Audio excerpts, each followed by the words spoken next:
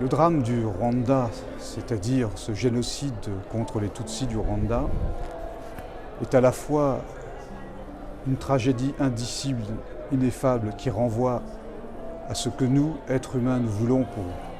dignité et pour l'humanité dans sa totalité. Et en ce sens,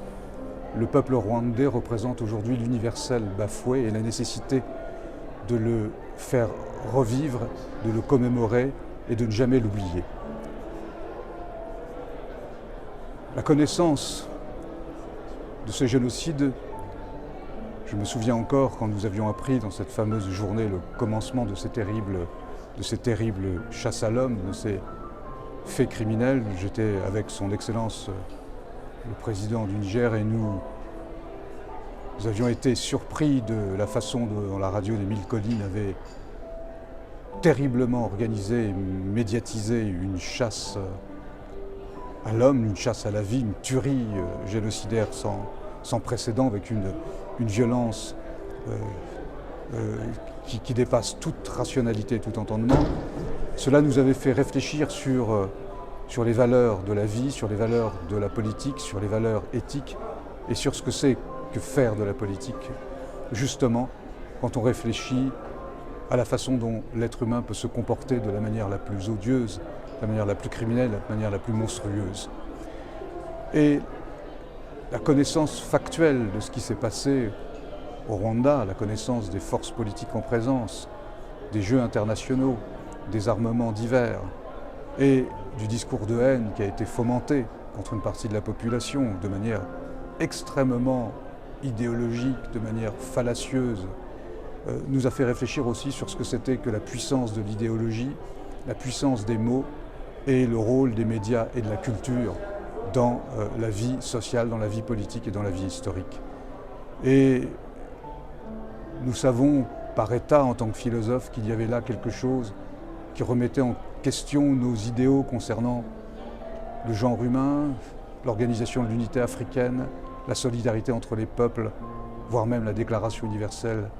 des droits de l'homme. Et par un commun accord implicite, nous avons su à ce moment-là que le Rwanda représentait véritablement l'universel, dans la mesure où la souffrance du peuple rwandais appelle l'intensité d'une rédemption, c'est-à-dire d'un non-oubli de ce qui était un scandale absolu aux yeux de la raison et de la sensibilité, et l'obligation pour nous d'avoir à promouvoir un chemin de dignité, de liberté et de reconnaissance de la dignité et de la valeur humaine par-delà tous les discours identitaires, par-delà tous les dogmatismes, par-delà tous les racismes. Et cela nous motive dans notre éthique et notre lutte politique jusqu'à aujourd'hui. La question que vous me posez sur le négationnisme est très importante. Elle renvoie à trois choses. Premièrement, la volonté chez l'être humain d'oublier ce qui est difficile. C'est comme une sorte de fuite dans l'imaginaire, cacher ce qui est horrible à voir. Donc une sorte de lâcheté qui est basée sur un principe de plaisir et la volonté de ne pas reconnaître un principe de réalité. La deuxième chose, c'est que ce négationnisme, ce révisionnisme, qui sont deux choses différentes, c'est une manière de réécrire l'histoire et une manière de la réinterpréter, ce qui veut dire que nous sommes appelés à une vigilance critique dans les programmes d'histoire, dans les travaux scientifiques, dans l'élaboration des documentations et des archives et dans les faits objectifs qui doivent être renseignés de telle sorte que la transmission se fasse sans qu'il y ait une déformation politique, idéologique et une volonté d'annihiler les événements du passé. C'est très important, il en va de la santé des peuples et de la mémoire de l'histoire. Et puis le troisième point, c'est un point juridique. Parmi les négationnistes, vous avez des gens extrêmement intelligents qui visent justement à manipuler le sens de l'histoire et le sens de la réalité pour pouvoir justement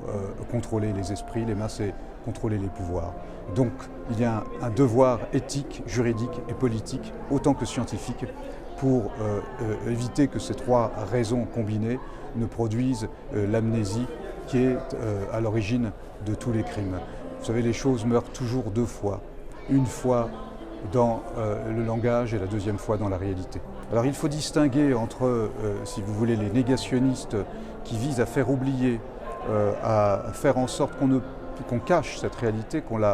l'occulte et qu'elle ne soit plus étudiable. C'est le principe du génocide, de faire disparaître la totalité d'une réalité, d'un peuple, etc.